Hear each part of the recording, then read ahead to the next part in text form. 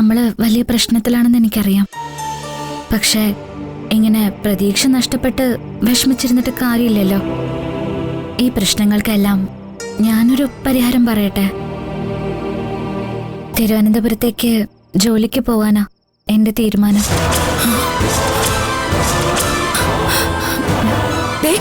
വെറുതെ വായി തോന്നൊന്നും വിളിച്ചു പറയരുത്. ഈ ഗ്രാമം വിട്ട് ഇതുവരെ പുറത്തു പോകാത്ത ആളാ. തിരുവനന്തപുരത്ത് പോയി ജോലി ചെയ്യാൻ പോകുന്ന പോലും. ഞാൻ വെറുതെ പറഞ്ഞതല്ല. ഞാൻ രാജുവേട്ടനെ കണ്ടിരുന്നു. തിരുവനന്തപുരത്ത് ഒരു സ്റ്റിച്ചിങ് യൂണിറ്റിൽ ജോലി ശരിയായിട്ടുണ്ട്. നാളെ തന്നെ അവിടേക്ക് ജോലിക്ക് ചേരാമെന്ന് രാജുവേട്ടൻ പറഞ്ഞു. എന്താ പറഞ്ഞത്?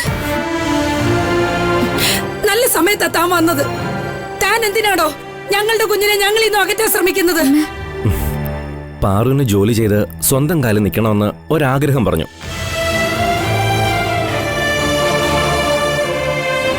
ഇവൾക്ക് ഇവളുടെ അച്ഛനും അമ്മയും ഈ നാട്ടിൽ തലയുയർത്തി ജീവിക്കുന്നത് കാണണമെന്നാണ് ആഗ്രഹം.